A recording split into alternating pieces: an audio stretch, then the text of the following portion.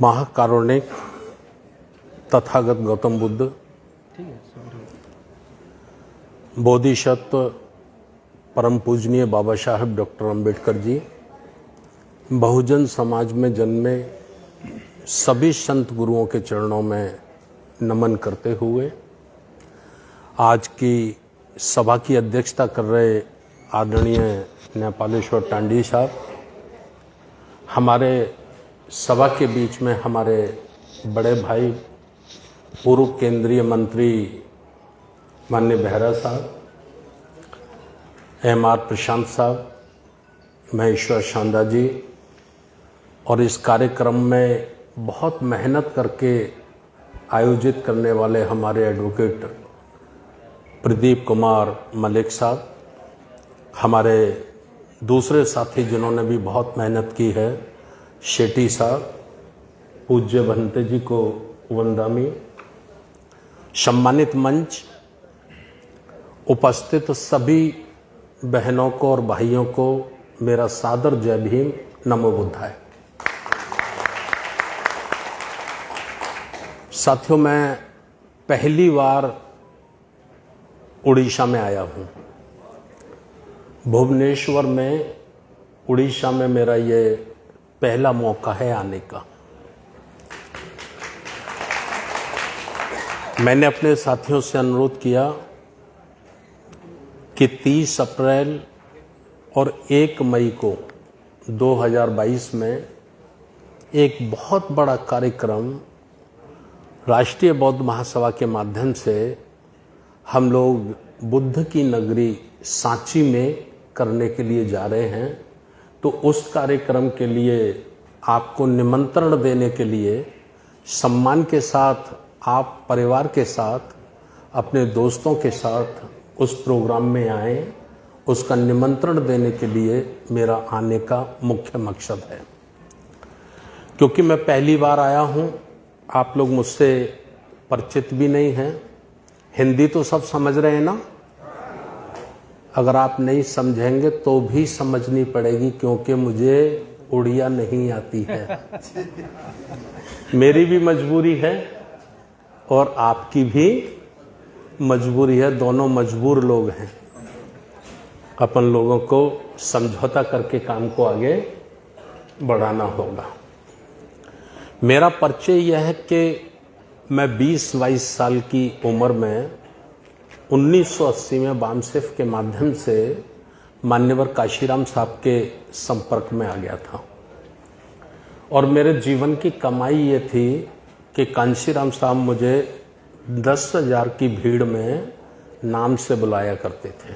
ये मेरे जीवन की सबसे बड़ी कमाई थी।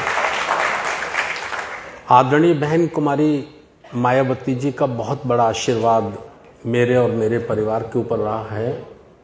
उन्होंने मुझे उत्तर प्रदेश में 2003 से 2015 तक 12 वर्ष कंटिन्यू एमएलसी रखा, जिसे आप लोग इधर एमएलए या विधायक कहते होंगे, वो अपर हाउस होता है। 3 बार की सरकार में लाल बत्ती की गाड़ी में चलने का मौका मिला। 10 बड़े बड़े राज्यों में प्रभारी रहकर बहुजन समाज पार्टी का काम करने का मौका मिला। लेकिन बचपन से ही मेरे मन में तमन्ना थी बुद्धिज्म पे काम करने के लिए, बुद्ध धम्म के लिए काम करने के लिए। तो 2 जुलाई 2015 को अंतिम बार आदरणीय बहन जी के पैर छूकर और उनसे मुक्त होकर मैं फुल टाइम बुद्ध धम्म के प्रचार प्रसार में लगा हूँ। ये मेरा परिचय है। साथियों, कुछ बातें हमारे साथियों ने रखी हैं, उड़िया में रखी हैं, मैं पूरी नहीं समझ पाया हूँ, लेकिन बॉडी लैंग्वेज से और हाव भाव से समझ आता है। काफ़ी उन्होंने समाज की बातें, मिशन की बातें आप लोगों के बीच में रखने की कोशिश की है और उसी कड़ी को आगे बढ़ाने की मैं कोशिश करता हूँ। सबसे पहला एक प्रश्न हम लोगों के बीच में बनता है और वो प्रश्न बनता है कि बुद्ध का धम्म क्या है। मैं समझता हूं कि भारत में 140 करोड़ लोगों की जनसंख्या है। लगभग 140 करोड़ लोगों में एक बहुत बड़ा कन्फ्यूजन ये है कि बुद्ध का धम्म क्या है। और ये हम अपनी गलती मानते हैं कि बुद्ध धम्म पे काम करने वाले हमारे पूज्य भिक्षु संघ, पूज्य हमारे धम्माचार्य, पूज्य हमारे आचार्य इस पॉइंट को स्पष्ट लोगों के बीच में नहीं रख पाए, इसलिए आज हमारा व्यक्ति जो है वो बड़ी कन्फ्यूजन में है, कन्फ्यूज उसको रहता है। मैं तो पिछले 6-7 वर्षों से ही फुल टाइम इस काम में लगा हूं, तो मुझे अनुभव हुआ है। बाकी तो मेरा 35 वर्ष का राजनीतिक जीवन रहा है और मैं उत्तर प्रदेश आगरा शहर का रहने वाला हूं। तो राज सत्ता का क्या मजा होता है ये भी हमने देखा है, जाना है और भोगा है। धम्म का मेरे को ज़्यादा नॉलेज नहीं है, लेकिन भावनाओं के कारण हम सीखने की कोशिश कर रहे हैं। सबसे पहला प्रश्न, जैसे मैंने आपको कहा कि बुद्ध धम्म क्या है, तो ये शुरू होता है सिद्धार्थ गौतम से। सिद्धार्थ गौतम शुद्धोधन के पुत्र थे और बड़े उनके प्रिय पुत्र थे। बड़ी मुश्किलों के बाद, बड़ी तप तपस्या के बाद शुद्धोधन को पुत्र की प्राप्ति हुई थी। तो वो उनसे बेहद प्रेम करते थे। आशक्त ऋषि की वाणी हुई। आशक्त ऋषि ने जब छोटे से बालक के रूप में उनको गोद में लेके अपने देखा, तो उनका जब चेहरा देखा तो वो कभी हंसते थे, कभी रोते थे। कभी रोते थे आसक्त ऋषि और कभी हंसते थे। शुद्धोधन जो उस समय के राजा थे कपिलवस्तु के, उनको लगा कि ये मेरे गुरु हैं आसक्त ऋषि, क्यों रोते हैं और क्यों हंसते हैं। उन्होंने पूछा, हे ऋषिवर, क्या मैं जान सकता हूँ आप क्यों रोते हो और क्यों हंसते हो।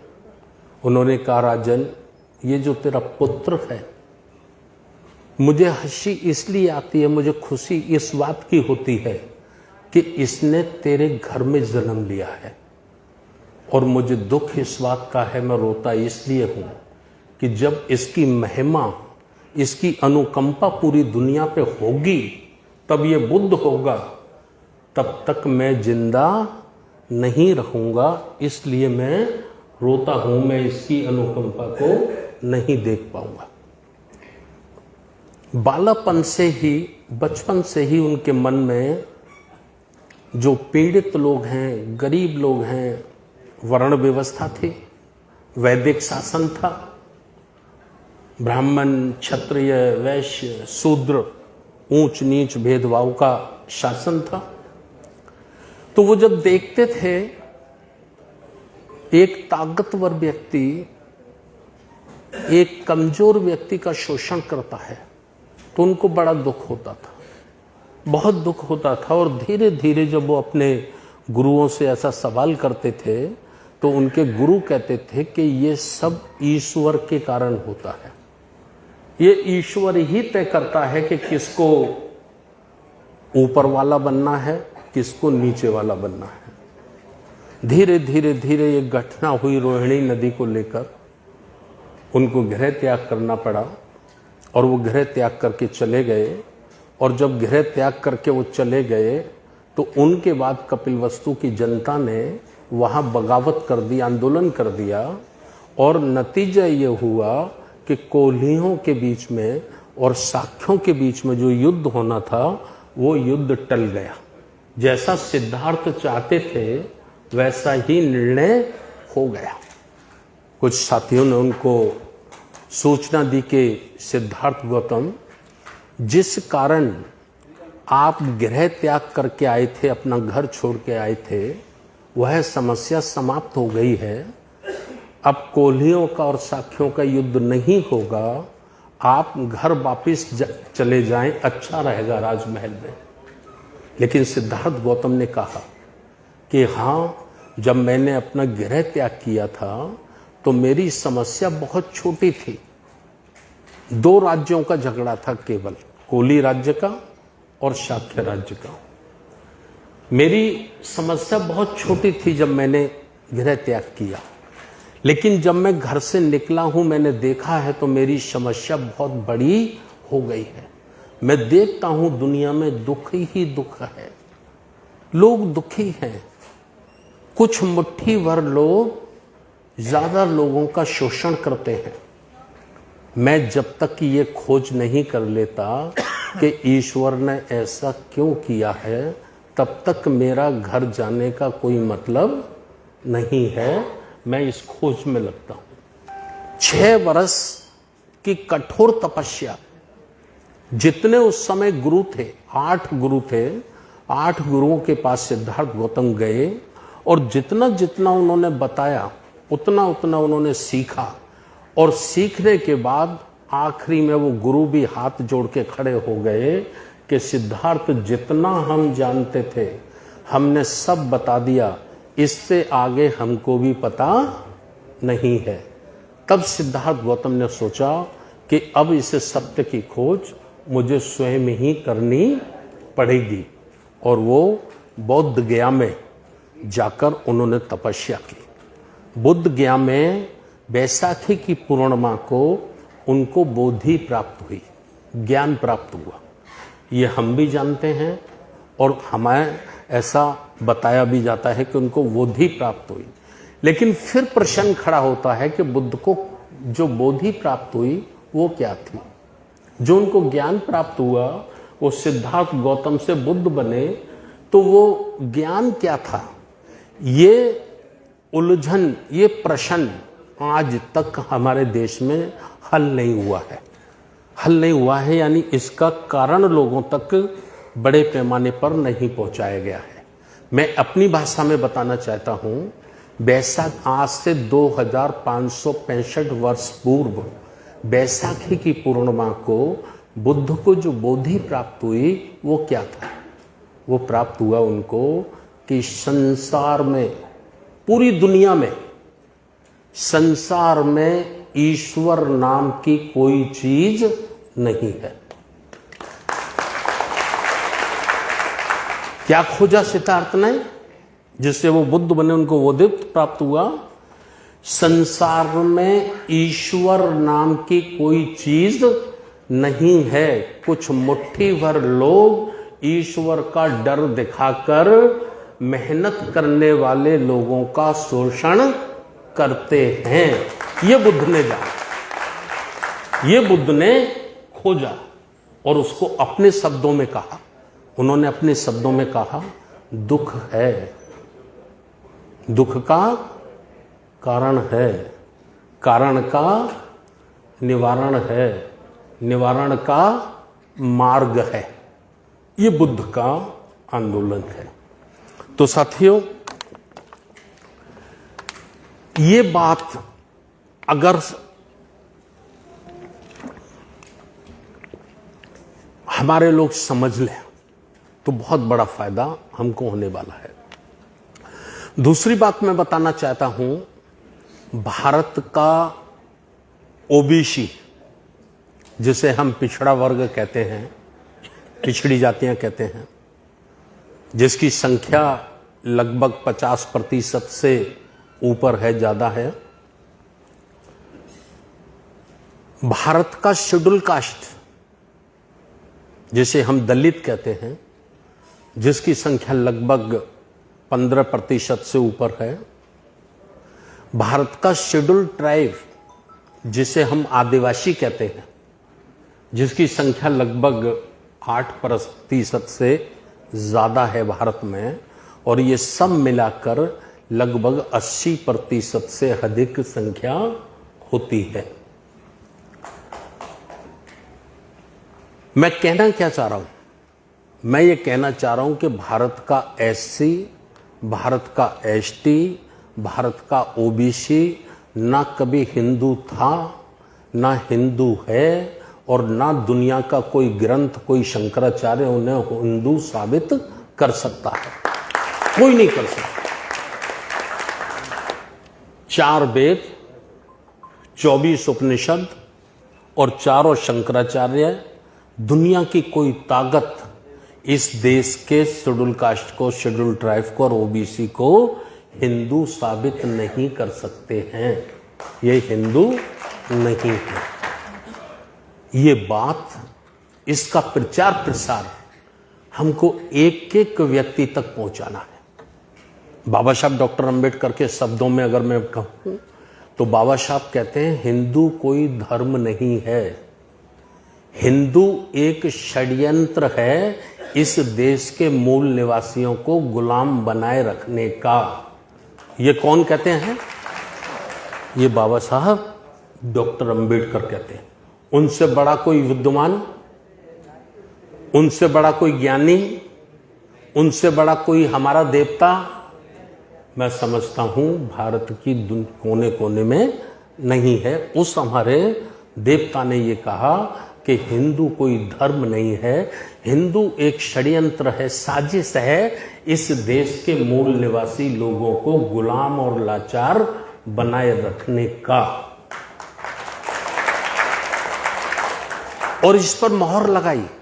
हमारे एक सम्मानित वक्ता ने अपनी बात में कही थी, इस पर मोहर लगाई भारत के सुप्रीम कोर्ट ने।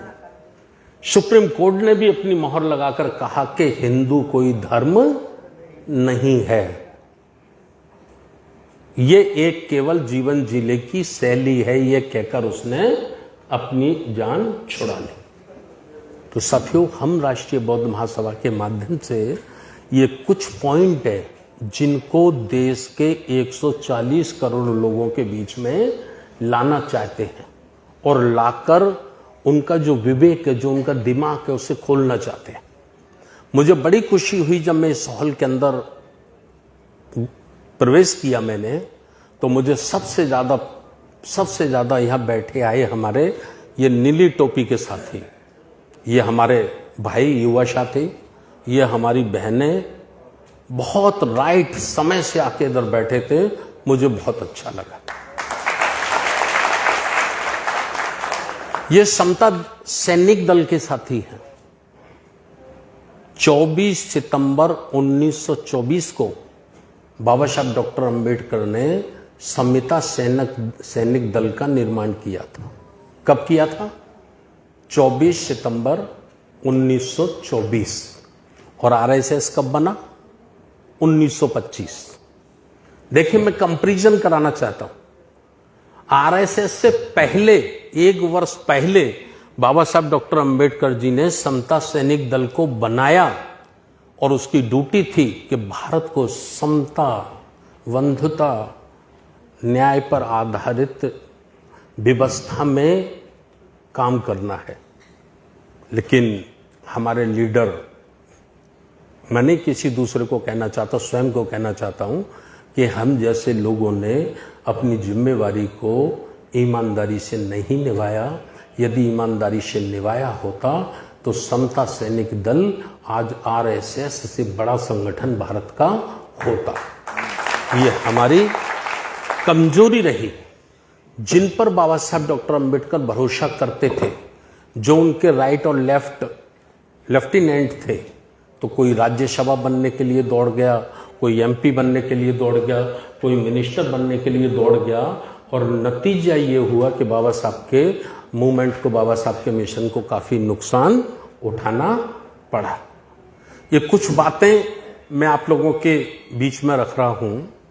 तो बुद्ध का धम्म क्या है? भी पूज्य भंते जी हमें 5 सील बता रहे थे, मैं बड़े छोटे में बता देता हूं।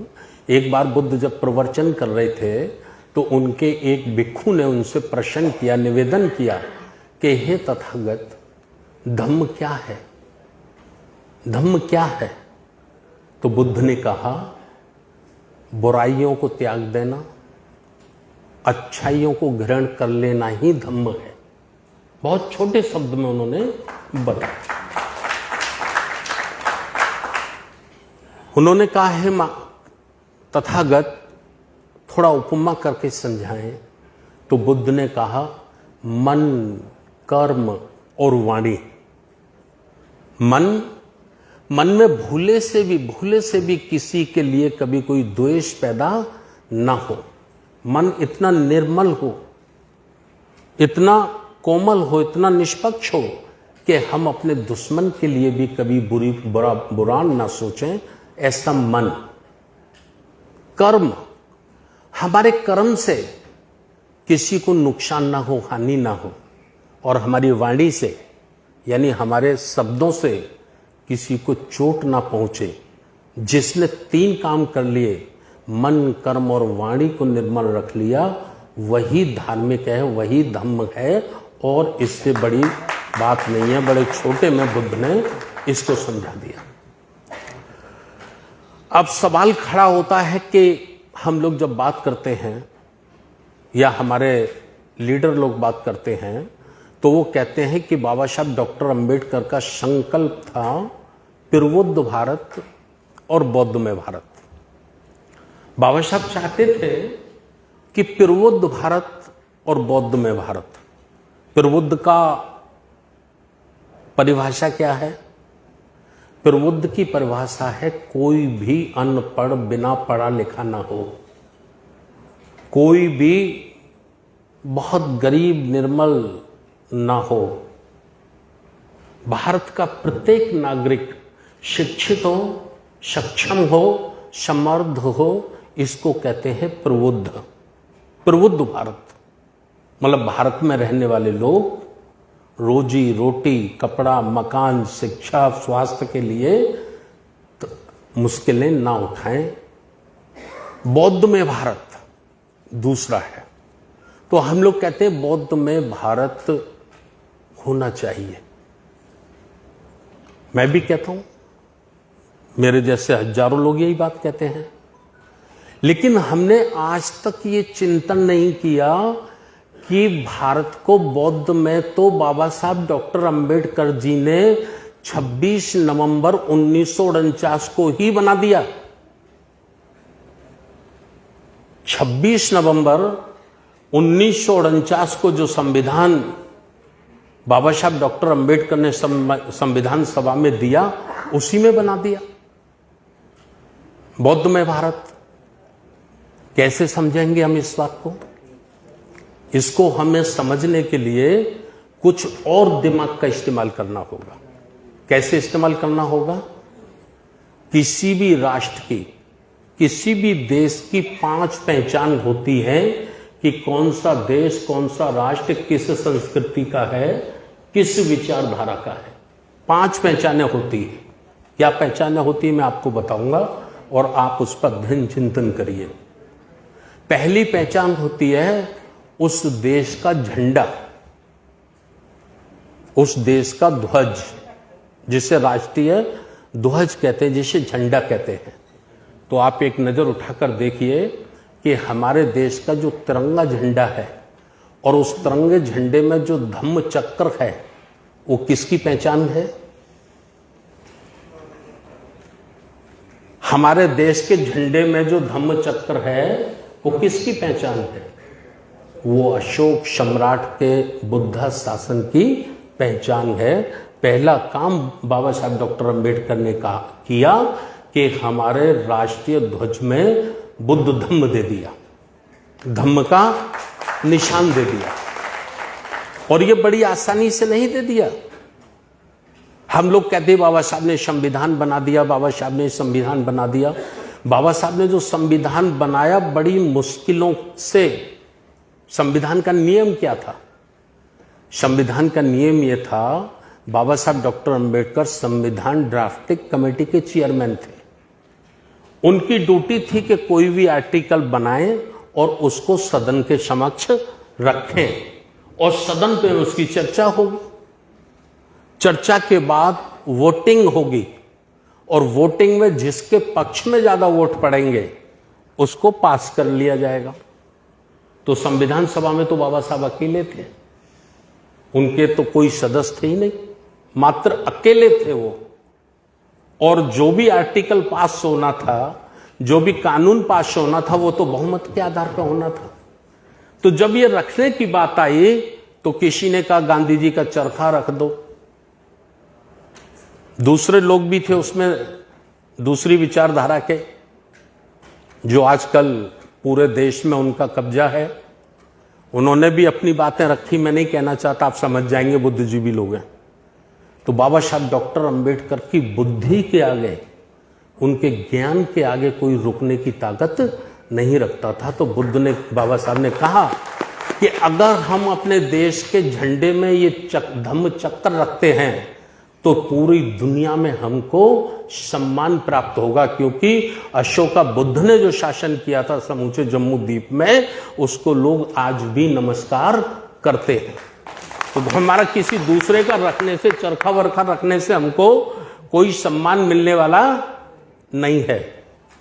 तो बाबा साहब की तर्क शक्ति और बुद्धि के आगे सारे लोग मजबूर हो जाया करते थे और उनको उनकी बात को स्वीकार करना पड़ता था।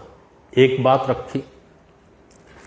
दूसरा, किसी राष्ट्र की पहचान होती है उसका संविधान। तो बाबा साहब ने जो संविधान बनाया है उसका जो प्रस्तावना है, आप प्रस्तावना पढ़ेंगे, प्रस्तावना में ही आपको पता चल जाएगा कि संपूर्ण संविधान बुद्ध विचारधारा से बनाया गया है। बुद्ध का आंदोलन क्या है? बुद्ध का 45 वर्ष का जो आंदोलन है, मैं आपको पुनः फिर एक बार उधर ले जा रहा हूं। बुद्ध का आंदोलन आध्यात्मिक आंदोलन नहीं है, पूजा पाठ का नहीं है, मोमबत्ती अगरबत्ती लगा के केवल हम गुणगान करें, बुद्ध का आंदोलन ये नहीं है। बुद्ध के 500 वर्ष बाद कुछ गलत किस्म के लोग भिक्षु संघ में प्रवेश पा गए। उन्होंने उस आंदोलन को पूजनीय बना दिया, आध्यात्मिक बना दिया। बुद्ध के 45 वर्ष का जो जीवन संघर्ष है वो बिल्कुल गैर धार्मिक है। उनका क्या आंदोलन है? सामाजिक, आर्थिक, राजनीतिक गैर बराबरी को समाप्त करके समता मूलक समाज का निर्माण करना, यह बुद्ध का आंदोलन है। और इसका प्रूफ क्या है? इसका प्रूफ है बाबा साहब डॉक्टर अंबेडकर के द्वारा जो लिखा गया ग्रंथ है बुद्धा एंड हिज धम्मा। बुद्ध और उनका धम्म जो बाबा साहब डॉक्टर अंबेडकर ने लिखा है, उसमें ये सारी बातें लिखी हैं जो मैं आपके बीच में कह रहा हूं। और बाबा साहब के द्वारा हुई लिखी गई बात को तो प्रमाण की कोई जरूरत मैं समझता हूं नहीं पड़ती। तो बुद्ध का ये आंदोलन था, लेकिन 500 वर्ष के बाद उसमें कुछ मिक्सर हो गया और उन्होंने उसको अनुकरणीय आंदोलन को पूजनीय बना दिया, यानी हमको भी पूजा पाठ में उन्होंने लगा दिया। ओशो अपने एक स्पीच में कहते हैं, रजनीश ओशो, कि बुद्ध ने अपने जीवन काल में कहा कि कभी मेरी मूर्तियां मत बनाना, लेकिन मैं आज देखता हूं तो पूरी दुनिया में जितनी मूर्ति बुद्ध की हैं, इतनी मूर्ति किसी और की नहीं है। रजनीश ओशो इसके माध्यम से यह कहना चाहते हैं कि जिस काम के लिए बुद्ध ने मना किया उसी को हमने बड़ी तेजी से किया, और जिसके लिए बुद्ध ने करने को कहा वही काम हमने नहीं किया।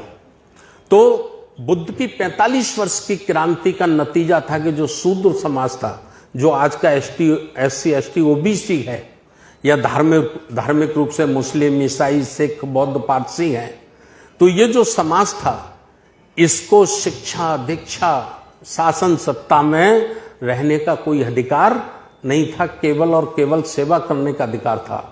लेकिन बुद्ध की 45 वर्ष की क्रांति का नतीजा निकला कि वो व्यवस्थाएं टूटी, वो खत्म हुई, और सबसे पहला राजा बना पद्मानंद, जो नाई समाज से था, जो शूद्र था। पहला राजा बना, जिसका भतीजा था चंद्रगुप्त मौर्य। चंद्रगुप्त मौर्य बने, उसके बाद फिर बिंदुसार बने, बिंदुसार के बाद अशोक सम्राट बने, और अशोक सम्राट ने जब बुद्ध की दीक्षा ले ली, ये कलिंग हम देख के आए थे, आपका उड़ीसा दुनिया को ज्ञान देने वाला एक वो स्थल है जहां अशोक को ज्ञान मिला।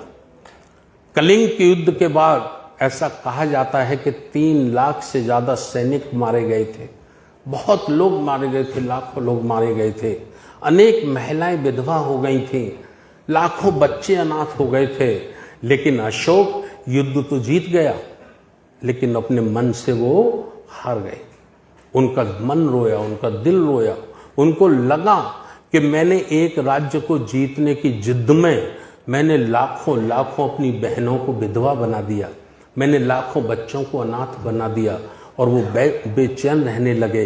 एक भिक्षु की देशना से उनको शांति मिली, और जब बुद्ध का ज्ञान उन तक पहुंचा तो उन्होंने अपने मन में ऐसा सोचा कि अब मुझे बुद्ध का ही शासन कायम करना चाहिए। और उन्होंने बुद्ध धर्म की दीक्षा ली और संपूर्ण जम्मू द्वीप को उन्होंने बुद्धिस्ट बनाया। एक उदाहरण मैं और आपको बताना चाहता हूं। सांची में हम जो लोग प्रोग्राम कर रहे हैं, क्यों कर रहे हैं? इसलिए कर रहे हैं कि सांची इतिहास में एक बहुत बड़ा स्थान है, लेकिन लोग ठीक से जानते नहीं हैं। दुनिया के सबसे बड़े 200 के नोट पर भी उसका फोटो आया है। दुनिया के सबसे बड़े ताकतवर चक्रवर्ती अशोक सम्राट ने अपने बेटे महेंद्र, जिसकी शादी नहीं हुई थी, उनकी बेटी संघमित्रा, जिसकी भी शादी नहीं हुई थी, दोनों को भिक्षु संघ को धम्म का प्रचार प्रसार करने के लिए उन्होंने दान दे दिया। और दोनों बहन भाई 1 बरस तक सांची में रहे भिक्षु बन के, और उन्होंने धम्म सीखा और वहीं से श्रीलंका चले गए और लौटकर कभी इंडिया में वापस नहीं आए। इतना पवित्र वो स्थान है। इसलिए हमने पूरे राष्ट्रीय लेवल का वहाँ प्रोग्राम रखा है कि भारत के कोने कोने में लोगों तक ये मैसेज जाना चाहिए कि सांची कौन सा स्थान है। 5 फरवरी 1950 को बाबा साहब डॉक्टर अंबेडकर भी उस जगह गए थे। तो ये बातें मैंने आप लोगों के बीच में रखी हैं। तो मैं बता रहा था आपको, संविधान हमारी 2 चीजें हो गई, झंडा, संविधान। तीसरा करेंसी, तीसरी पहचान होती है सिक्का। तो जब हम नोट देखते हैं तो हमारे नोट पे, पैसे पे अशोक की लौट होती है, 3 शेर वाली लौट होती है। ये भी बुद्ध शासन की निशानी है। मैं इसे ज्यादा नहीं लंबा करना चाहता। 1965 तक किसी भी भारत की करेंसी में गांधी जी नहीं थे, लेकिन सरकार गांधी के चेलों की थी, इसलिए चोरी के दरवाजे से गांधी जी नोट में आ गए। चोरी के दरवाजे से आ गए, इसका सबूत है मेरे पास। और सबूत यह कि एक साथी ने आरटीआई लगाया और यह पूछा कि गांधी जी नोट में कैसे आए। तो आरबीआई के गवर्नर ने जवाब दिया, हमारे बीच में बैठे हैं बैंक वाले, कि गांधी जी कैसे नोट में आए इसकी जानकारी हमको भी नहीं है। ना तो संविधान सभा में पास हुआ कि गांधी जी हमारे देश की करेंसी में आएंगे, ना किसी लोकसभा में पास हुआ, ना राज्यसभा में पास हुआ, ना ही विधानसभा में पास हुआ, ना ही किसी हाई कोर्ट ने और सुप्रीम कोर्ट ने ऐसा निर्णय पारित किया। देखिए कितनी विडंबना है। बाबा साहब डॉक्टर अंबेडकर के औलादों की, उनके बेटे, उनके बच्चे, उनकी औलादें कितने गहरे अफीम के नशे में सो रहे हैं। 131 सांसद शेड्यूल कास्ट और शेड्यूल ट्राइब के संसद में बैठे हैं और गांधी जी नोट में घुस गए, किसी को पता ही नहीं चला। आज तक नहीं पता चला किसी को। हम अगर बाबा साहब की एक मूर्ति कहीं लगा देते हैं तो कलेक्टर का नोटिस, एसडीएम का नोटिस, ये जमीन सरकारी है, इसमें परमिशन नहीं है, ये कैसे लगा ली, इसको तोड़ा जाए, होता कि नहीं होता? तो भाई ये बात मैं इसलिए आपको कह रहा हूं। तीसरी बात। चौथी बात है मोहर, ठप्पा जो लगता है। आपने देखा होगा हमारे देश में कोई आदेश पारित होता है, चाहे वो सुप्रीम कोर्ट से होता हो, चाहे हाई कोर्ट से होता हो, चाहे वो डिस्ट्रिक्ट कोर्ट से होता हो, उस आदेश पे जो मोहर लगती है उस पे क्या होता है? अशोक की लौट होती क्या नहीं? तो ये 4 चीजें बाबा साहब डॉक्टर अंबेडकर ने कानूनन रूप से संविधान में हमको दे दी। 5वां बचा क्या? उस देश की प्रजा कैसी है, उस देश के लोग कैसे हैं। तो भाई लोग तो मुझे अच्छे नजर नहीं आते हैं। देश का संविधान बुद्धिज्म के आधार पर है। संविधान की धारा 13 में बाबा साहब डॉक्टर अंबेडकर ने प्राचीन काल की सारी व्यवस्थाओं को शून्य घोषित कर दिया। मनुस्मृति, जितने भी प्राचीन काल के काले कानून थे जिनके कारण हमें हमारे पूर्वजों को हजारों वर्ष तक गुलाम और लाचार बनने के लिए मजबूर होना पड़ा, एक एक कलम से संविधान का आर्टिकल 13 को लिखकर बाबा साहब ने शून्य घोषित कर दिया। और आर्टिकल 17 में इक्वलिटी, समता, स्वतंत्रता, बराबर, समता का अधिकार, अवसर, सबको बराबर एक लाइन में खड़ा कर दिया। आज कुछ लोग संविधान को बदलना चाहते हैं। क्यों बदलना चाहते हैं? आप लोग बहुत जल्दी से सोचते होंगे कि बाबा साहब ने बनाया है, शायद इसलिए बदलना चाहते हैं। इसलिए नहीं बदलना चाहते कि बाबा साहब ने उसको बनाया है। एक अछूत ने बनाया, एक शेड्यूल कास्ट के व्यक्ति ने बनाया, इसलिए नहीं बदलना चाहते।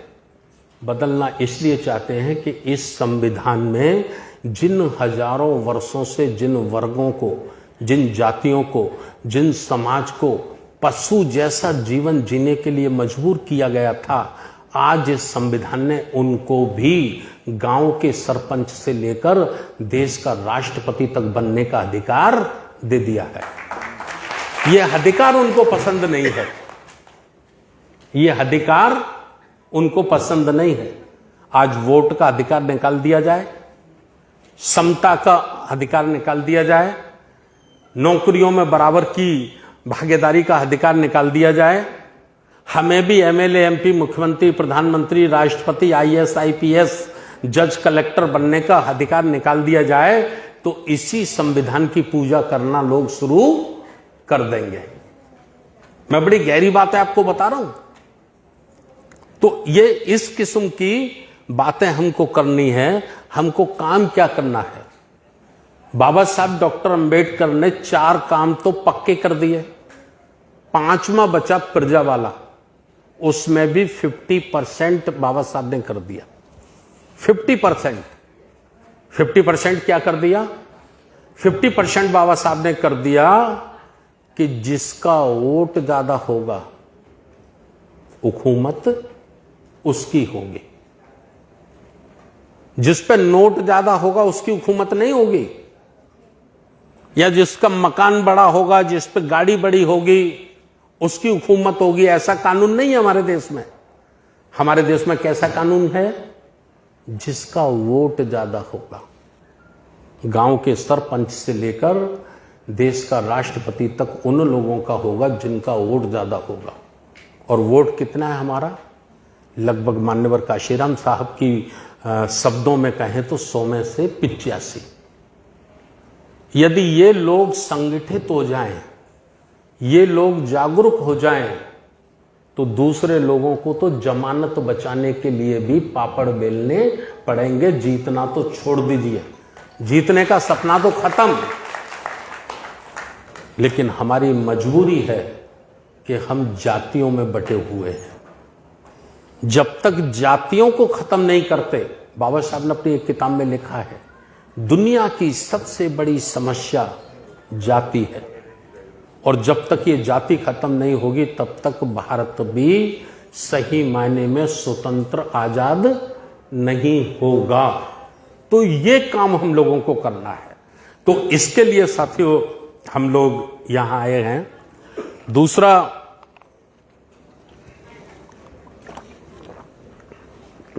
तांडी साहब, समय की तो नहीं कोई पाबंदी? हम 3 बजे रिक्वेस्ट किए हैं, 3 बजे। चलो ठीक है। अब एक सवाल और खड़ा होता है जो मैं आप लोगों के बीच में रखना चाहता हूं। बुद्ध का धम्म इतना पावन पवित्र दुनिया में कामयाब हो गया, जहां कभी बुद्ध नहीं गए, केवल बुद्ध की विचारधारा वहां गई, बुद्ध की शिक्षा वहां गई। जापान कभी बुद्ध गए? चाइना बुद्ध कभी गए? थाईलैंड, श्रीलंका, वर्मा बुद्ध कभी गए? मुझे लगता है जितने किताबें मैंने पढ़ी हैं शायद नहीं गए। लेकिन वहां आज सारे लोग बुद्धिस्ट हैं। मैं एक राष्ट्र का केवल आपको उदाहरण सुनाना चाहता हूं। जापान का नाम सुने आप लोग? गूगल पे आप सर्च कर सकते हैं जापान की आबादी कितनी है। उत्तर प्रदेश से कम। उत्तर प्रदेश की आबादी ज्यादा है, जापान की आबादी उत्तर प्रदेश से कम है। और भौगोलिक की स्थिति क्या है वहां? 365 दिन में 1500 तूफान आते हैं। पहाड़ों पे, समुद्रों के बीच में है। ठीक 1942 में बताते हैं कि दूसरा विश्व युद्ध हुआ था, उसमें परमाणु बम उसके ऊपर चला दिए गए थे और पूरा जापान तहस नहस हो गया था। ऐसा इतिहास में बताया जाता है। 100 में से 95% लोग जापान में बुद्धिस्ट रहते हैं। हमको क्यों बुद्ध बनना चाहिए, हमको क्यों बुद्ध की शिक्षाएं स्वीकार करनी चाहिए, यह मैं अपना पक्ष रखने के लिए उसके समर्थन में ये उदाहरण दे रहा हूं। बाबा साहब ने तो कह दिया, हिंदू धर्म में मैंने जन्म लिया, ये मेरे वश में नहीं था। 1935 में बाबा साहब ने कह दिया, हिंदू धर्म में मैंने जन्म लिया, ये मेरे वश में नहीं था। हिंदू होकर मरूंगा नहीं, ये मेरे वश में है। क्या ये कसम हम लोग खाते हैं? हम बाबा साहब की औलादें हैं, बाबा साहब की संतानें हैं, क्या हम ये कसम खाते हैं? नहीं खाते ना। यही तो हमारी कमजोरी है। तो जापान का मैं आपको बता रहा हूं, टेक्नोलॉजी में जापान आज पूरी दुनिया में सबसे आगे है, क्योंकि वहां कोई ईश्वर को नहीं जानता, कोई देवी देवताओं को, भगवान को वहां नहीं जानता, केवल और केवल बुद्ध को जानते हैं। और बुद्ध की एक बात को उन्होंने पकड़ लिया है। कौन सी बात को पकड़ा है? अत्तदीप भवो, अत्तदीप भवो। बुद्ध ने कहा, अपना दीपक आप स्वयं बनो, आप ही अपने जीवन में उजाला कर सकते हैं, दूसरा कोई आपके जीवन में उजाला नहीं कर सकता है। यह बात जापान के लोगों ने मान ली। आज हम इंडिया में पूछे कि भाई सबसे अच्छी गाड़ी खरीदना चाहते हैं, तो लोग कहेंगे फॉर्च्यूनर ले लीजिए, इनोवा ले लीजिए। कहां से बनी है ये गाड़ी? जापान से। हमारे यहां 4GB नेट चल रहा है, नाम का 4GB आता, 2GB से ज्यादा नहीं। और जापान में 10GB चल रहा है। कितना चल रहा है? 10GB। मैं कंपटीशन में आपको बता रहा हूं, हमारे आगरा में एक इंडिया की सबसे तेज गति से चलने वाली गाड़ी बनी है, उसका नाम है गतिमान। कितनी स्पीड से चलती है? 160 किलोमीटर की स्पीड से चलती है। वो भारत की सबसे अच्छी गाड़ी है। और जापान में ट्रेन कितनी तेजी से चलती है? 635 किलोमीटर की स्पीड से चलती है। मैं इसलिए बता रहा हूं कि बौद्धों में, जो बौद्ध को मानने वाले देश हैं, वो कितनी तरक्की कर रहे हैं। तो ये छोटी छोटी बातें हैं जिनसे आप लोगों को समझना है, क्योंकि वो ईश्वर के झगड़े में नहीं है। उनका कोई कल्याण कर देगा, ये बात पे उनका भरोसा नहीं है। एक बात और सर्च कर लीजिए, दुनिया में सबसे ज्यादा उम्र का व्यक्ति अगर कहीं पाया जाता है तो वो भी जापान में।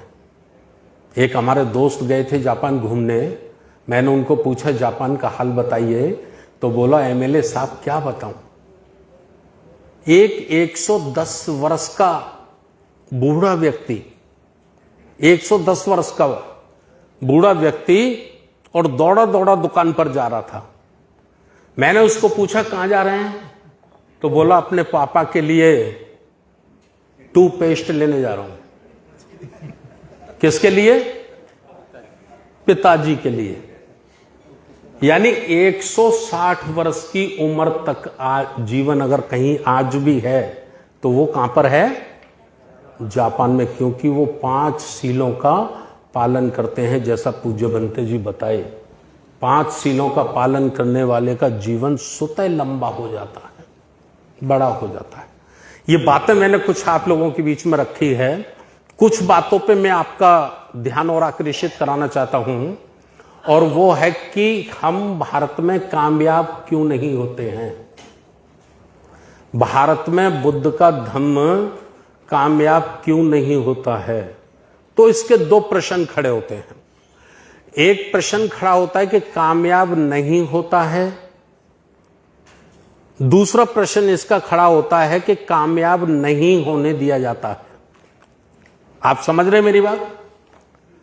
कामयाब होता नहीं है या होने नहीं दिया जाता है। तो मैं समझता हूं कि हम जब इसका अध्ययन और चिंतन करेंगे तो इस नतीजे पर पहुंचेंगे कि कामयाब नहीं होने दिया जाता है। तो अब आगे फिर एक प्रश्न आता है, और वो आता है कि वो कौन लोग हैं जो बुद्ध के धम्म को भारत में कामयाब नहीं होने देते हैं। मैं कांशीराम साहब का चेला हूं, वो मेरे गुरु हैं। कांशीराम साहब कहते थे कि जिस व्यक्ति को दोस्त और दुश्मन की पहचान नहीं होती, वो व्यक्ति कभी कामयाब नहीं हो सकता। जिस व्यक्ति को दोस्त और दुश्मन की पहचान नहीं होती, वो व्यक्ति कभी कामयाब नहीं हो सकता। तो पहचान करिए कि भाई कौन है जो बुद्ध की शिक्षाओं को, बुद्ध के धम्म को भारत में कामयाब नहीं होने देता। तो वो एक वर्ग है, और मुझे कोई संकोच नहीं है कहने में कि उस वर्ग का नाम ब्राह्मण है।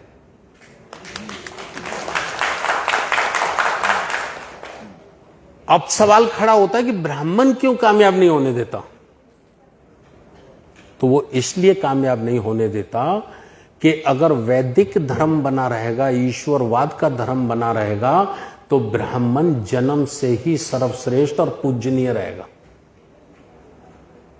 उसने अपने धर्म के आधार पर यह बना दिया कि जो ब्राह्मणी के पेट से पैदा हुआ है वो पैदा होते ही पूजनीय है, चाहे जितना अधर्मी हो, नशेड़ी हो, शराबी हो, चरसी हो, ज्वाड़ी हो, भंगेड़ी हो, चोर हो, डकैत हो, उसके बाद भी वो पूजनीय है जन्म के आधार पे।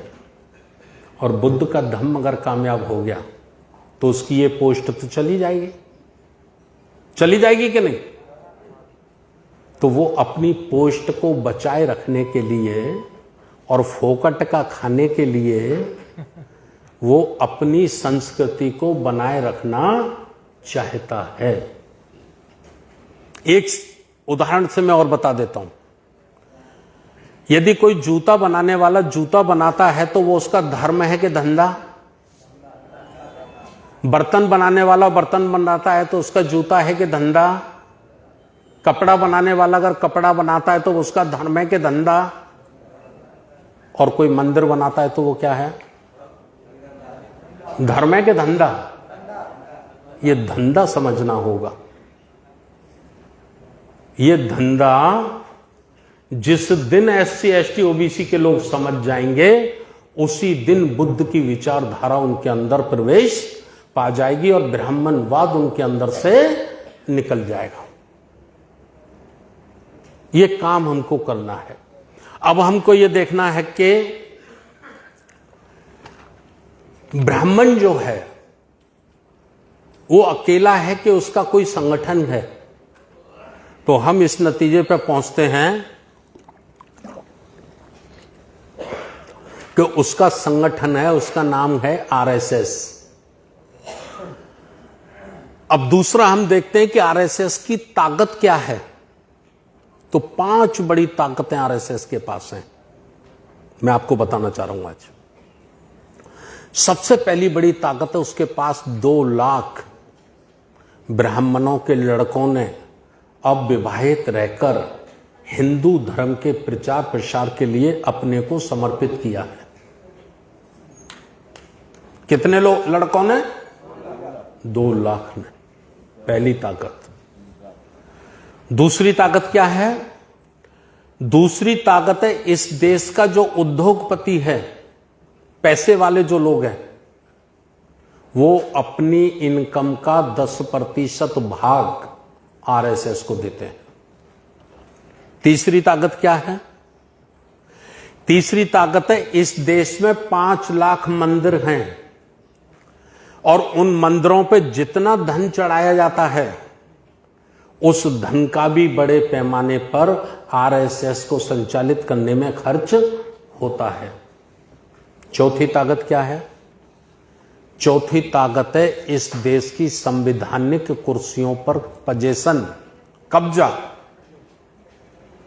बड़ी पैमाने पे हम सोते रहे या बाबा साहब को गीत गाते रहे या मोमबत्ती अगरबत्ती लगाते रहे और उन्होंने धीरे धीरे धीरे धीरे धीरे धीरे करके संपूर्ण संविधान की पोस्टों पर उन्होंने कब्जा कर लिया है। नहीं किया?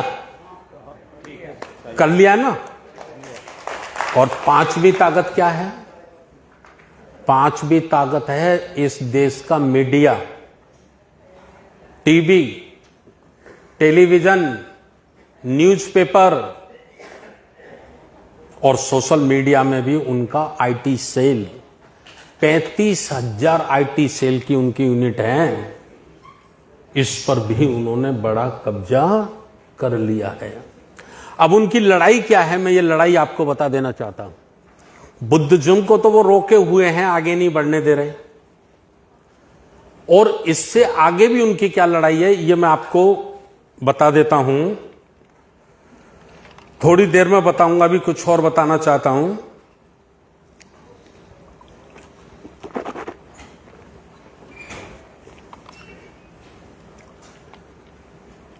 बाबा साहब का एक भाषण मैं आपको याद कराना चाहता हूं। 18 मार्च 1956 को आगरा की धरती पर बाबा साहब का एक भाषण है, और मैं समझता हूं भारत में जितने schedule caste, schedule tribe, OBC के संगठन हैं, शायद उस भाषण की चर्चा हर संगठन में होती है। और वो भाषण क्या है? एक एक करके जाइए भाई, सुनो सैनिक लोगों, एक एक करके, एक जाओ फिर एक आ जाए तब दूसरा जाओ। बाबा साहब ने क्या कहा था? बेशुमार मुसीबतों का मुकाबला करके बड़ी मुश्किलों से मैं इस कारवां को इस मंजिल तक लाया हूं। समझे आप? हिंदी में बोल रहा हूं मैं। बेशुमार मुसीबतों का सामना करके बड़ी मुश्किलों से मैं इस कारवां को इस मंजिल तक लाया हूं। मैं चाहता हूं ये कारवां और आगे तक जाए। हे मेरे अनुयायियों, यदि आगे ना ले जा सको तो कम से कम पीछे भी मत जाने देना। बाबा साहब जानते थे, बहुत दूरदर्शी थे वो। जो उनके लेफ्ट हैंड थे, राइट हैंड थे, वो जानते थे कि ये इस कारवां को आगे नहीं ले जा सकेंगे, इसलिए बड़ा दुखी होकर उन्होंने कहा। ठीक 66 वर्ष हो गए हैं, 66 ईयर यानी 66 वर्ष हो गए हैं इस बात को। क्या हमने आज तक, बाबा साहब के पढ़े लिखे लोगों ने आज तक बैठकर कभी टेबल पर ये चर्चा की कि वो कौन सा कारवां था जिसको बाबा साहब लाए, और वो कौन सा कारवां था जिसको बाबा साहब और आगे तक ले जाना चाहते थे। मैं समझता हूं हमारे बुद्धिजीवी वर्ग ने, प्रबुद्ध वर्ग ने आज तक इस पर बैठकर कभी चर्चा नहीं की। मैं आपका ध्यान उस ओर आकर्षित कराना चाहता हूं।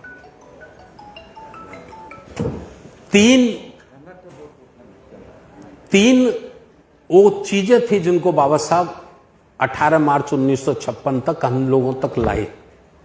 क्या था?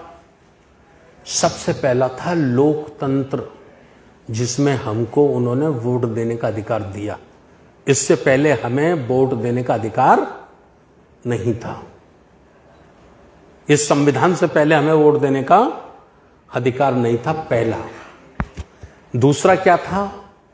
दूसरा था सरकारी नौकरियों में हमारी आबादी के अनुसार हमारी भागीदारी, रिजर्वेशन, जिसे हम लोग आरक्षण कहते हैं। और तीसरा क्या था?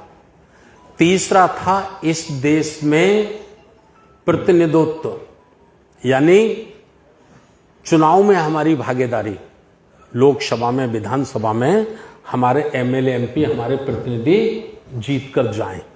ये तीन चीज जिसे बाबा साहब ने कारवां कहा कि बड़ी मुश्किलों से मैं इसे लाया हूं। यानी सबसे पहला लोकतंत्र में हमें वोट देने का अधिकार मिला, लोकतंत्र मिला। दूसरा, हमको सरकारी नौकरियों में बराबर की हिस्सेदारी मिली। तीसरा, हमको विधानसभाओं में, लोकसभाओं में, वार्ड में, ग्राम पंचायत में, ब्लॉक में हमारी बराबर की हिस्सेदारी हमको मिली। बाबा साहब ने कहा ये और आगे जाना चाहिए। तो आगे कहां जाना चाहिए? ये मैं बहुत सीरियस मैटर पे आपसे बात कर रहा हूं, और बड़ी खुशी है कि हमारे युवा लोग इसमें ज्यादा हैं, हमारी युवा बेटियां भी इसमें ज्यादा हैं। आपके लिए बड़े काम की चीजें जो मैं आपको बता रहा हूं आज। आगे कहां जाना चाहिए? छूट क्या गया? इस देश की जुडिशियली, न्यायपालिका में हमें रिजर्वेशन नहीं मिला, हमारी हिस्सेदारी नहीं मिली। इसलिए आज जितनी भी न्यायपालिकाएं निर्णय करती हैं वो हमारे पक्ष में नहीं आता है क्या? प्रमोशन में रिजर्वेशन खत्म, अनेक प्रकार की वो हमारे विरोध में निर्णय कर रहे हैं। क्यों कर रहे हैं? क्योंकि वहां हमारे लोग नहीं हैं। ठीक। दूसरा, एजुकेशन सेक्टर, इस देश का विश्वविद्यालय, महाविद्यालय, इंटर कॉलेज, इसमें हमारी कोई भागीदारी है? मैं समझता हूं शून्य पर खड़े हैं हम। तीसरा, इस देश का मिलिट्री फोर्स, पैरामिलिट्री फोर्स कह सकते हैं हम, सारे फोर्सेस को मिला के, उसमें हमारी हिस्सेदारी है? नहीं। चौथा, इस देश का इंडस्ट्रीज, उद्योगों में हमारी भागीदारी है? हमारे पूरे देश के उद्योगपतियों को, जो हमारे उद्योगपति हैं, उनको अगर अनिल अंबानी के सामने खड़ा कर दिया जाए तो उसकी बाल के बराबर भी नहीं है ना? इस देश की जमीन, उस जमीन को जिसको हम जोतते हैं, पैदावार करते हैं, बीज लगाते हैं, पानी लगाते हैं, खाद लगाते हैं, हमारा समाज उस जमीन को सीना चीर के उसमें से अन्न, धान, सामग्री पैदा करता है, लेकिन नौकर है, मालिक नहीं।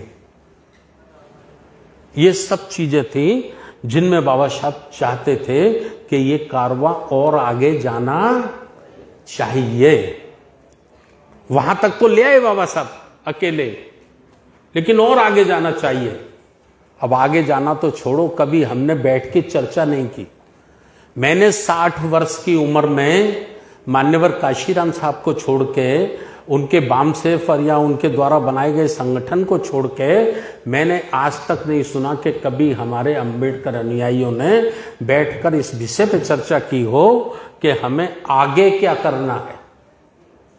हम कभी बैठते भी हैं, मीटिंग बनाते हैं या कोई सम्मेलन बुलाते हैं तो 99 पॉइंट हम सिर्फ पीछे की बात करते हैं।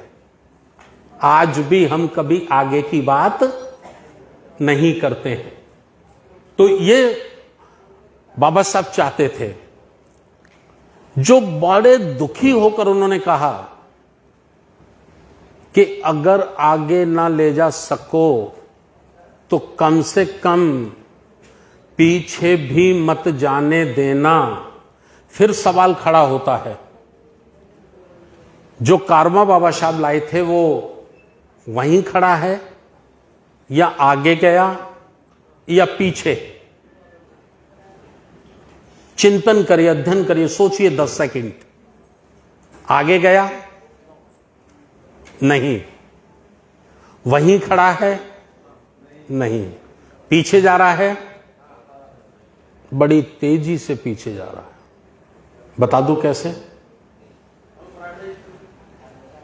लोकतंत्र जो वोट का अधिकार बाबा साहब ने दिए, उसका मनीकरण हो गया है।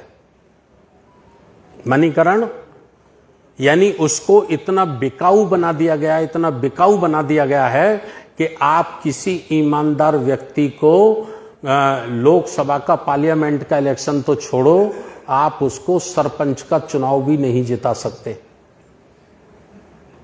इतना राजनीति को उन्होंने दूषित कर दिया है, पैसे में उसको डुबो दिया है। ठीक, आज हमारे विधानसभाओं में विधायक बैठे हैं, संसद में हमारे सांसद बैठे हैं, वो किसी मतलब के हैं? सिवाय इसके कि वो हमारे रिजर्व कोटे से गए हैं, रिजर्व सीट से चुनाव जीत के गए, इसके सिवा और कुछ, और कोई फायदा उनका? खत्म। गांधी जी के 3 बंदर बन गए वो। जुर्म हो दिखाई नहीं देता, सुनाई नहीं देता और बोलने की इजाजत नहीं है। गांधी जी जो 3 बंदर लेके घूमते थे ना, वो गांधी जी के 3 बंदर जैसी उनकी दशा हो गई है। कमजोर हुआ नौकरियों में 50% खत्म कर दिया गया है।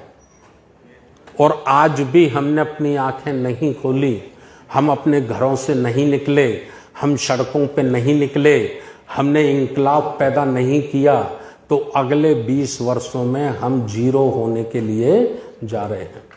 दुनिया की कोई ताकत, मैं चैलेंज कर रहा हूं, मैं चैलेंज कर रहा हूं बड़े बड़े IAS और IPS अफसरों को कि वो सपने भूल जाएं कि उनकी औलादें कभी कलेक्टर बन पाएंगी। इस किस्म की व्यवस्था पूरे देश में चल रही है। ये बातें मैंने आप लोगों से कही। संविधान को खत्म करना चाहते हैं, ऐसा ख्याल आपके मन में भी आता होगा और भाषणों में भी कहते हैं। संविधान की 4 ताकतें हैं। ये मैं आपको डिटेल में इसलिए बता रहा हूं कि रोज रोज मुझे मौका नहीं मिलेगा आप लोगों के बीच में आने का। पहली ताकत है लोकतंत्र, या मैं उसे दूसरे शब्दों में कह देता हूं विधायिका, कार्यपालिका, न्यायपालिका। ये संवैधानिक है 3, विधायिका, कार्यपालिका, न्यायपालिका और एक गैर संवैधानिक है जिसे हम कहते हैं मीडिया। ये लोकतंत्र के 4 स्तंभ हैं, पिलर हैं। जैसे पिलरों पे हॉल खड़ा है ना, ऐसे इस 4 पिलरों पे लोकतंत्र खड़ा है। मेरी बात सुनिए, मैं क्या कहना चाह रहा हूं। लोकतंत्र को ध्वस्त करने के लिए इन 4 पिलरों में दीमक लग गई है। करप्शन की दीमक, भ्रष्टाचार की दीमक। ये भ्रष्टाचार पैदा नहीं हुआ है, भ्रष्टाचार पैदा किया गया है। क्यों पैदा किया गया है? कि जितना करप्शन बढ़ेगा, जितना भ्रष्टाचार बढ़ेगा, उतना ही जनता का ध्यान लोकतंत्र से हटेगा, उतना ही बड़े पैमाने पर प्रजा खुद, जनता खुद लोकतंत्र के खिलाफ सड़कों पे उतर आएगी। बहुत बड़ी बात कह रहा हूं। तो राजनीति को करप्ट किया, भ्रष्ट कर दिया। कोई नेता ईमानदार मिलेगा आज की तारीख में? मुझे नहीं लगता लाखों करोड़ों में कोई एक हो तो हम उसकी पूजा करेंगे। गांव का सभासद या प्रधान बाद में होता है, बेईमान पहले हो जाता है।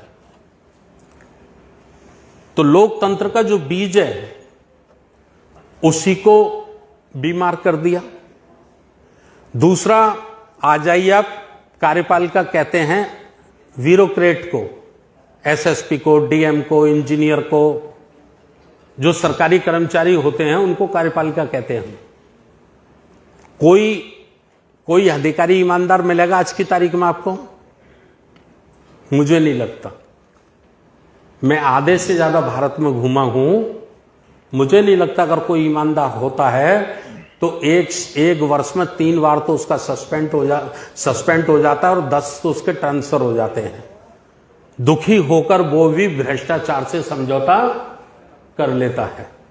ठीक, न्यायालय के बारे में मुझे कुछ नहीं कहना, क्योंकि न्यायालय के बारे में संविधान ने बोलने की अनुमति नहीं दी है। हम कार्यपालिका पे तो बोल सकते हैं, हम विधायिका पे तो प्रश्न खड़ा कर सकते हैं, लेकिन न्यायपालिका पे हम प्रश्न खड़ा नहीं कर सकते हैं। इसलिए ये हमारी मजबूरी है। बाकी आप खुद तय करो कि जो हाई कोर्ट से, सुप्रीम कोर्ट से निर्णय आते हैं वो कितने ईमानदारी के होते हैं। खुद तय करिए, मैं नहीं कहना चाहता। समझ रहे मेरी बात? ये सब क्यों किया जा रहा है? ये सब इसलिए किया जा रहा है कि कैसे भी करके लोकतंत्र को खत्म करके राजतंत्र स्थापित करना है। जैसे हिंदू राष्ट्र का नारा आप लोग सुन रहे होंगे कि हिंदू राष्ट्र लाना चाहते हैं, ये राज्य लाना चाहते हैं, वो राष्ट्र लाना चाहते हैं। मैं नाम नहीं ले रहा, आप समझ लीजिए, क्योंकि ये मेरा स्पीच लाइव चल रही है। आप समझ रहे हैं आप, है ना? तो अगर लोकतंत्र मजबूत रहेगा और लोकतंत्र बचा रहेगा तो कोई दूसरा तंत्र कामयाब नहीं हो सकता है। इसलिए अगर लोकतंत्र को खत्म करना है तो सबसे पहले जो देश की संपत्ति है, देश की जो संपत्ति है ना,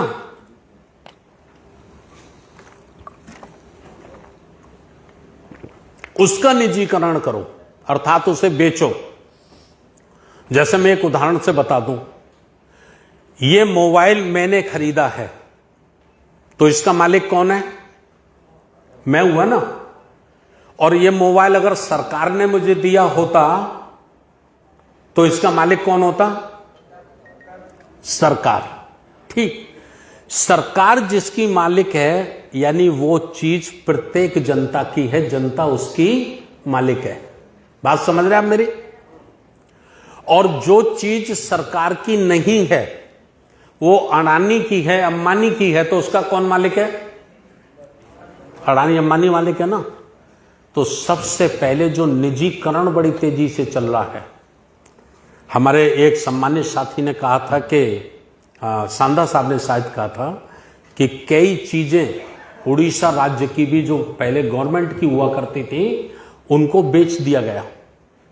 अभी तो एयरपोर्ट बेच दिए गए, कई रेलवे स्टेशन बेच दिए गए, बीएसएनएल बेच दिया गया, और मुझे नहीं लगता कुछ बचा हो थोड़ा बहुत तो उसको भी बेचने की तैयारी है। तो ये बेचने की तैयारी क्यों है, ये आपको समझना होगा। और इनकम कम, खर्चा ज्यादा। अगर इस देश को मनुवादी विचारधारा के अंदर गुलाम बनाना है, इसको दोबारा से 100 वर्ष पीछे ले जाना है, तो इस देश के प्रत्येक व्यक्ति को इतना गरीब बनाना होगा, इतना गरीब बनाना होगा, खास करके एससी एसटी ओबीसी के लिए मैं कह रहा हूं, इतना गरीब बनाना होगा, इतना गरीब बनाना होगा कि वो अपने बच्चों का पेट पालन करने के लायक ही ना बचे।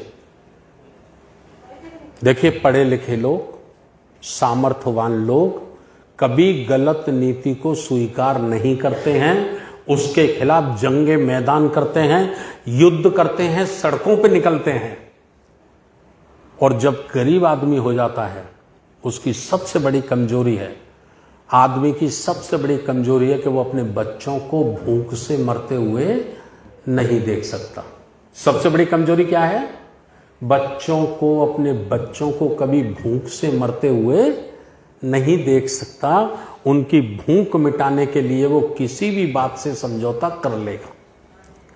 एक हमारे गुजरात के साथी थे, उन्होंने एक बार जूम पे एक उदाहरण दिया था कि मनु ने जब स्मृति लिख दी और लिखने के बाद उसने अपने साथियों को बुलाया और बोला, मैं ये कानून बनाया हूं, इसको लागू करना है। तो उनमें से उनके एक साथी ने प्रश्न खड़ा किया और प्रश्न था कि जिन लोगों के ऊपर ये लागू करना है वह लोग इसे कैसे मानेंगे, स्वीकार कैसे करेंगे। तो मनु ने क्या किया, उन्होंने कहा एक मुर्गी लेके आइए। एक मुर्गी मंगाई और मुर्गी मंगा के उसकी एक एक पंख जो थी वो नोच नोच के उसने फेंक दी। वो बिना पंख की मुर्गी हो गई और उसको कहा कि अब इसको दाना डालिए। आप जिधर इसको दाना डालेंगे ये उधर ही जाएगी, क्योंकि अब इसकी उड़ने की शक्ति खत्म हो गई है, ये उड़ने लायक नहीं बची है। बात समझ रहे हैं मेरी? ये 2 रुपए किलो चावल, 5 किलो गेहूं, ये जो सरकारें दे रही है ना, जो योजना बना रही है, जैसे हम सोच रहे हैं कि यह बहुत कल्याण की योजना है, ये कल्याण की योजना नहीं है। ये उसी मुर्गी की तरह हमारी सारी पंखों को तोड़ तोड़कर हमें इतना तड़फाना चाहते हैं कि हम उनके 2 किलो चावल पर और 5 किलो गेहूं पर जिंदगी जीने के लिए मजबूर हो जाएं। मैं बहुत बड़ी बात आपसे कह रहा हूं, आज उठना होगा। कांशीराम साहब कहते थे, आपके उड़ीसा में भी उन्होंने कहा, आपके छत्तीसगढ़ में भी कहा कि मेरे लोग 2 रुपए किलो चावल खाएं, ये मुझे पसंद नहीं। मैं चाहता हूं मेरे लोग भी 100 रुपए किलो का चावल खाएं और मेरी समाज की महिला भी 1000 की साड़ी पहने। मैं ऐसा समाज बनाना चाहता हूं। ये कांशीराम साहब ने कहा आप लोगों के। हमने उस समय भजन संकट में पढ़ा था, लेकिन हम तो इसी में मस्त हैं। आज यूपी में आप लोग कह रहे हैं भाई रिजल्ट ठीक नहीं आया वीएसपी का। जो रिजल्ट ठीक नहीं आया, इसका एक बहुत बड़ा कारण यह है कि कोरोना में सारे रोजगार खत्म कर दिए, इनकम माइनस हो गई और सरकार 5 किलो आटा गेहूं दे रही है, 2 किलो चावल दे रही है, 1 किलो सरसों का तेल दे रही है, और हमारा बिना पढ़ा लिखा समाज, हमारी माता बहनाएं केवल ये कहकर ही, अरे ये तो हमको खाना दे रहे हैं, ये तो हमको खाना दे रहे हैं, और उस खाने के चक्कर में उन्होंने अपने दुश्मन को अपना वोट दे दिया। समझ रहे मेरी बात? युद्ध खड़ा करना होगा, इंकलाब खड़ा करना होगा। हमें रोजगार चाहिए, हमें समता चाहिए, हमें अधिकार चाहिए, हमें भीख नहीं चाहिए। हम इस देश के मालिक हैं, हम इस देश के मूल निवासी हैं। हम किसी की भीख पे जिंदा रहना नहीं चाहते। बड़ी बात मैं आप लोगों के बीच में कह रहा हूं साथियों। ये बातें मैंने आप लोगों के बीच में रखी। कुछ बातें कहकर मैं अपनी बात को अब खत्म कर देता हूं। हमारे कुछ साथियों ने कहा कि राज सत्ता की वो चाबी है जिससे हर मुश्किल का ताला खोला जा सकता है, और ये बात बाबा साहब डॉक्टर अम्बेडकर ने कही है, इसलिए ये बात बहुत मजबूत है। मैं भी इसका समर्थन करता हूं, लेकिन राज सत्ता में हम पहुंचेंगे कैसे? उसका डिजाइन क्या है? उसकी प्लानिंग क्या है? देखिए, 2 प्रकार से लोग काम करते हैं। एक सिस्टम से काम करते हैं, एक बिना सिस्टम के काम करते हैं। सिस्टम में मैं आपको एक उदाहरण देता हूं। आज से 10 वर्ष पहले मैंने रतन टाटा की जीवन शैली पढ़ी। जीवन शैली मैंने रतन टाटा की पढ़ी, तो उसमें मैंने पढ़ा कि उनकी 524 फैक्ट्री हैं रतन टाटा की पूरे देश में, और 524 फैक्ट्रियों को रतन टाटा चलाता है, और सारी फैक्ट्री मुनाफे में है, फायदे में है, नुकसान में नहीं है, सक्सेस है। तो एक व्यक्ति 524 फैक्ट्रियों को चलाता है। तो मैंने उनका जीवन शैली पढ़ी, रतन टाटा करते क्या है, एक एग्जाम्पल से मैं समझा रहा हूं आपको। रतन टाटा सुबह 7 बजे उठते हैं, फ्रेश होते हैं, कॉफी पीते हैं और स्विमिंग पूल में चले जाते हैं। 1.5 घंटा स्विमिंग करते हैं, एक्सरसाइज करते हैं, समझ रहे हो। 9 साढ़े 9 पे निकल के आते हैं, नहाते हैं, ब्रेकफास्ट लेते हैं और ऑफिस चले जाते हैं। दिन में लंच लेते हैं और लंच लेके 2 घंटे 3 घंटे सोते हैं, रेस्ट करते हैं। 4 बजे फिर एक कॉफी लेते हैं और ऑफिस का काम खत्म करते हैं। शाम को 7 बजे क्लब चले जाते हैं, क्लब में एंजॉय करते हैं। रात को 9 बजे डिनर करते हैं, सोते हैं और सुबह फिर अपना 7 बजे अपने काम पे लगते हैं। मैंने देखा यार, एक व्यक्ति 524 फैक्ट्री चलाता है, उसकी सारी फैक्ट्री, सारी कंपनियां फायदे में हैं, सक्सेस हैं, और वो इतना अपने शरीर पर भी इतना टाइम देता है। तो ये संभव कैसे है? तो मैं इस नतीजे पर पहुंचा कि रतन टाटा काम नहीं करता है। तो रतन टाटा क्या करता है? रतन टाटा केवल और केवल सिस्टम को ऑपरेट करता है। किसको ऑपरेट करता है? सिस्टम को। उसने सिस्टम बना लिया। 524 कंपनी के 500 मैनेजर, फिर उसमें उन्होंने भाग दे दिए। 50 कंपनी के ऊपर एक बड़ा मैनेजर, फिर 100 लोगों के ऊपर 5 और बड़े मैनेजर, और 5 बड़े मैनेजर के ऊपर उसने एक और बड़ा मैनेजर रख दिया। तो वो नीचे से रिपोर्ट आती है। छोटा मैनेजर शाम को अपनी कुर्सी छोड़ने से पहले वो बना के जाता है रिपोर्ट कि कल हमको कितना लोहा चाहिए, कितने टायर चाहिए, कितना रिम चाहिए, कितना हमको पार्ट्स चाहिए। उसको वो अपने बड़े ऑफिसर को दे देता है, उसका बड़ा ऑफिसर बड़े ऑफिसर को दे देता है, और बड़ा ऑफिसर इकट्ठा होके सारी रिपोर्ट टाटा की टेबल पे रख देता है। समझ रहे हैं आप? ये सिस्टम, और जब तक सिस्टम कामयाब नहीं होगा, हम भी कभी कामयाब नहीं हो सकते हैं। राष्ट्रीय बौद्ध महासभा के माध्यम से हम पूरे देश में सिस्टम डेवलप करना चाहते हैं। व्यक्ति नहीं काम करे, सिस्टम काम करे। एक उदाहरण से मैं और समझाता हूं। पंडित जवाहरलाल नेहरू प्रधानमंत्री बने। लोग कहते थे पंडित जी नहीं रहेंगे तो देश कैसे चलेगा, बड़ी समस्या हो जाएगी। पंडित जी तो नहीं रहे, इंदिरा जी आ गई।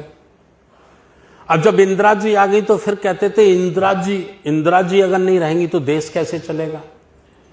इंदिरा जी भी नहीं रही, देश तो चल रहा है।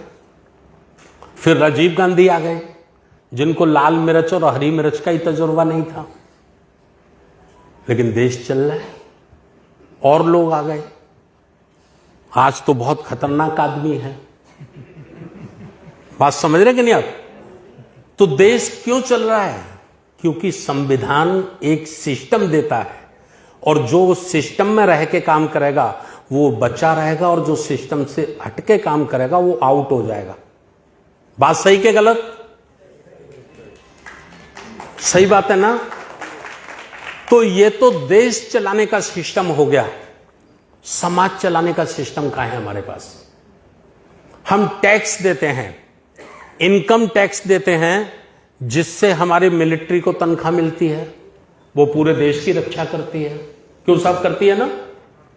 हम सेल टैक्स देते हैं स्टेट गवर्नमेंट को, उससे पुलिस को तनख्वाह मिलती है, पुलिस हमारी स्टेट में रक्षा करती है। देते हैं ना। देश चलाने के लिए हम इनकम टैक्स देते हैं। स्टेट चलाने के लिए हम सेल टैक्स देते हैं, समाज चलाने के लिए हम क्या देते हैं? देते हम कुछ नहीं देते तो समाज कैसे चलेगा? मैं कई सवाल पूछता हूं लोगों से। आपने कभी सरदारों को चंदा करते हुए देखा है? सिखों को? अगर 10 सिख भी होंगे तो बड़े से बड़ा गुरुद्वारा होगा और जितने लोग भी उसमें जाएं भूखे नहीं आएंगे, सबको खाना होगा। बात समझ रहे मेरी? तो वो अपना सोशल टैक्स देते हैं। भारत का सारा सरदार अपनी इनकम का 10% गुरुद्वारे में दान करता है बिना किसी के मांगे हुए। और वहां हिंदू जाए, मुसलमान जाए, बौद्ध जाए, लंगड़ा जाए, लूला जाए, सबको भोजन मिलता है। मिलता है कि नहीं? अच्छा, मुसलमान कभी चंदा करते हैं? अगर 10 मुसलमान भी कहीं रहेंगे तो मस्जिद बनती कि नहीं बनती? ईसाई चंदा करते हैं हमसे, आपस में तो वो लोग करते हैं, हमसे पूछ रहा हूं मैं, सवाल हमसे है, क्योंकि वो अपनी ड्यूटी समझ गए हैं। उनको अपने धर्म को अगर आगे बढ़ाना है, मजबूत करना है, तो उनसे मांगने की जरूरत नहीं है। वो नैतिक अपनी ड्यूटी समझते हैं और नैतिक ड्यूटी समझकर वो अपने मूवमेंट के लिए उसका पैसा देते हैं। और हम लोग जब कार्यक्रम करते हैं, 1 महीने पहले अगर हम कार्यक्रम शुरू करते हैं तो हमें 29 दिन 29 डे तो हम इसी चक्कर में लगे रहते हैं। हॉल का पैसा कहां से आएगा? दाल चावल बनवाना है, उसका पैसा कहां से आएगा? लगे रहते हैं कि नहीं? क्योंकि हमारा जो प्रबुद्ध समाज है, जिसके लिए बाबा साहब ने बड़े दुखी होकर कहा था कि मुझे मेरे समाज के पढ़े लिखे लोगों ने धोखा दिया है, मुझे मेरे समाज के पढ़े लिखे लोगों ने धोखा दिया है।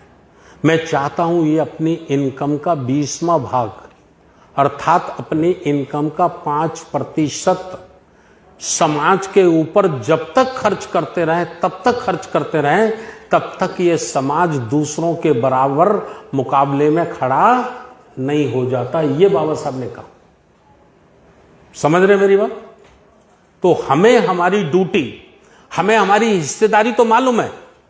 आज अगर 1000 शेड्यूल कास्ट की वैकेंसियां गवर्नमेंट निकाल दे तो 10 लाख फॉर्म अप्लाई होंगे। 1000 नौकरी पे कितने फॉर्म भरे जाएंगे? 10 लाख।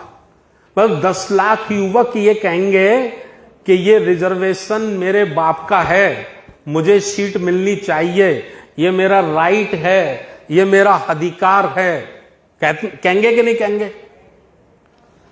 और जब समाज और मिशन के आंदोलन की आवश्यकता हो तो कितने लोग घर से निकलेंगे? बाबा साहब ने कहा, धन्य है वो लोग जो समाज के लिए सोचते हैं, धन्य वो लोग जो समाज के साथ बैठते हैं, और धन्य है वो लोग जो समाज के लिए अपना जीवन न्यौछावर करते हैं। मैं आपको भी धन्यवाद देना चाहता हूं। आप भी आज रविवार को इतने महत्वपूर्ण दिन में आप अपने घर का काम धंधा छोड़ के, यारी दोस्ती नातेदारी छोड़ के आज इस धम्म संगति में, बुद्ध धम्म चर्चा में आप शामिल हुए हैं, तो बाबा साहब डॉक्टर अंबेडकर के शब्दों में आप भी धन्यवाद के पात्र हैं जो आप भाग ले रहे, वरना सारे लोग थोड़े ही ले रहे हैं। बाकी तो टीवी और व्यवस्था में मस्त होंगे।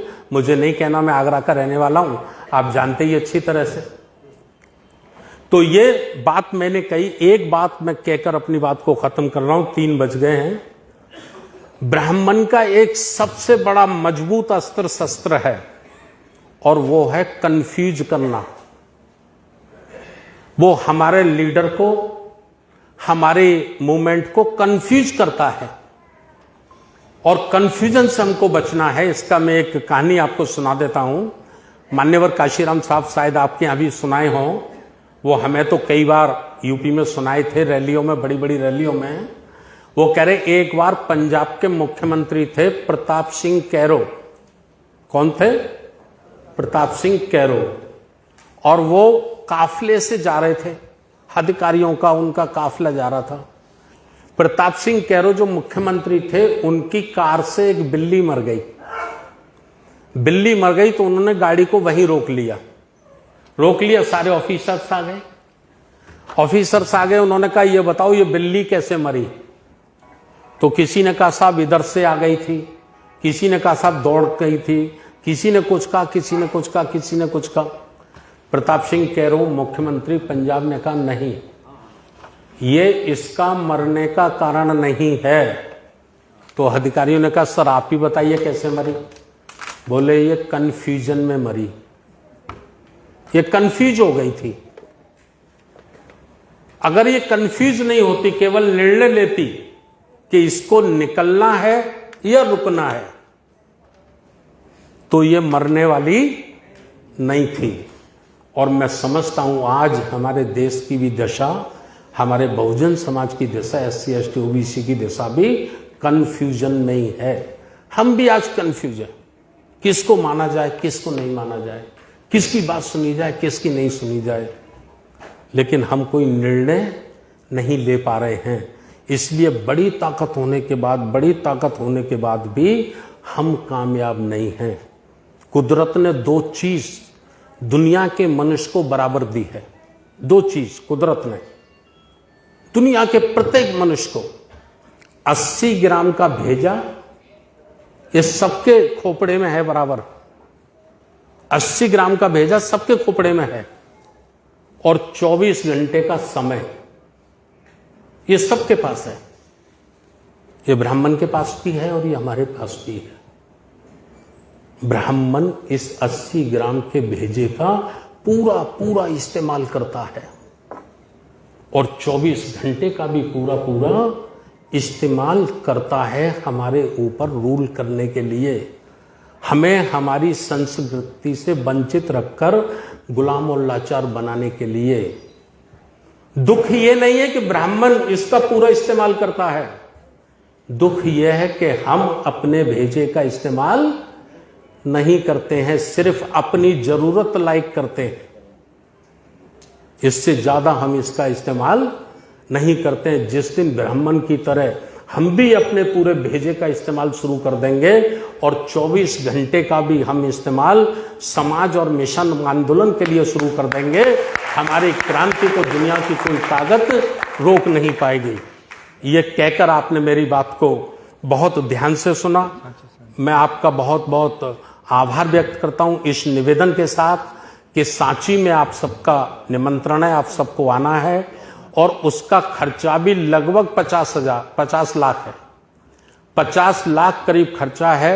भारत के 30 राज्य से लोग वहां रहे हैं, 15 विदेशों से हमने भिक्खू लोग बुलाए हैं, वह लोग भी आ रहे हैं। और जितनी हम सामाजिक हिस्सेदारी अपने मन में रखते हैं, मैं समझता हूं उसमें भागीदारी भी अगर हम अपने मन में पैदा कर लें, तो कांशीराम साहब जैसे कहते थे कि एक नोट से और एक वोट से हम इस देश की मनुवादी व्यवस्था को खत्म कर देंगे। वो ताकत आज भी समाज के पास मौजूद है। अगर हम लोग भी परिवार के साथ साथ अपने मिशन और आंदोलन को भी अपना मान लें, तो हमारा काम भी बहुत आसान हो जाएगा। तो मैं ये निवेदन करूंगा कि आप सांची आएं, और यथासंभव जो हो सके तो आप उसके लिए धम्मदान भी ज्यादा से ज्यादा करें, जिससे पूरे देश के आने वाले लोगों को वहां पर रुकवाया जा सके, उनके खाने पानी की व्यवस्था हो सके, और बढ़िया मंच, बढ़िया पंडाल भी लगाया जा सके, जिससे हम कहीं कमजोर नजर ना आए। कमजोर लोग कभी हुकूमत नहीं कर सकते, कमजोर लोग कभी शासन नहीं कर सकते। शासन करना है, हुकूमत करनी है, तो ताकतवर बनना होगा, मजबूत बनना होगा। ये निवेदन करते हुए मैं अपनी वाणी को यहीं विराम देता हूं। और उड़ीसा के साथियों ने, खास करके भुवनेश्वर के साथियों ने मेरी बात को ध्यान से सुना, और मैं पुनः एक बार फिर धन्यवाद करना चाहता हूं अपने समता सैनिक दल के बहन और भाइयों को। आपने भी बहुत ध्यान से सुना। निकलिए घरों से, निकलिए घरों से। आज कोई कहे ना कहे, 50 वर्ष बाद कहे कि धन्य थी वो मां जिसने भगत सिंह पैदा किया था, धन्य था वो बाप जिसने अंबेडकर पैदा किया था। ये करना होगा। बहुत बहुत धन्यवाद। नमो बुद्धाय। जय हिंद।